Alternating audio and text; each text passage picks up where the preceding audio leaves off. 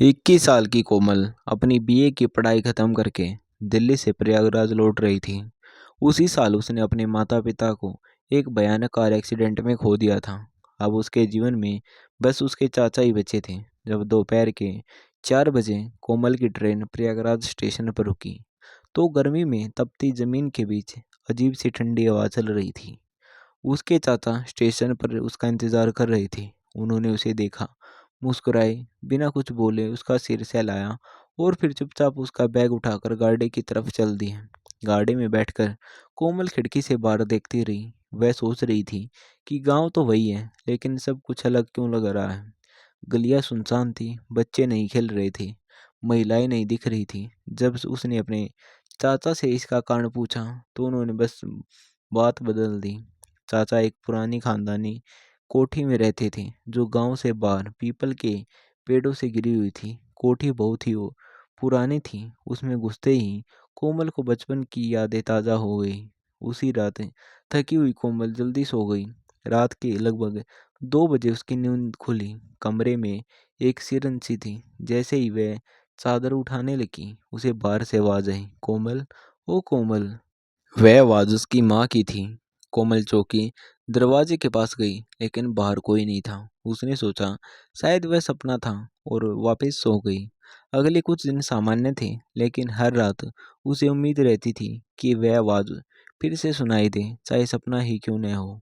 एक रात कोमल को बहुत घुटन हो रही थी। वह माँ का दुपट्टा लेकर कोठी की छत पर चली गई। वह तालाब की ओर देखने लगी, तभी छत का बल्ब बंद हो गया। कोमल ने अपने फ़ोन की टॉर्च ऑन की और तभी फिर वही आवाज़ आई, कोमल बेटा नीचे आ जा, ठंड लग जाएगी।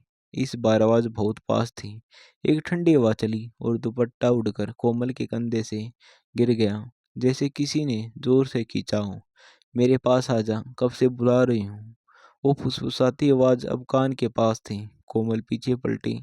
कोई नहीं था, लेकिन खाट की ओर देखने पर एक काले साये की झलक दिखी। वह आगे बढ़ने लगी कि तभी किसी ने उसका हाथ पकड़ लिया। वह उसके चाचा थे।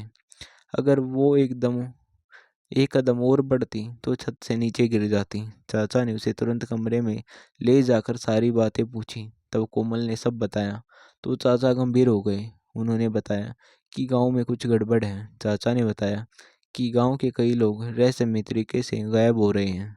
यह एक चुड़ैल की आत्मा है जो लोगों को उनके प्रियजनों की आवाज में बुलाती है और फिर गायब कर देती है।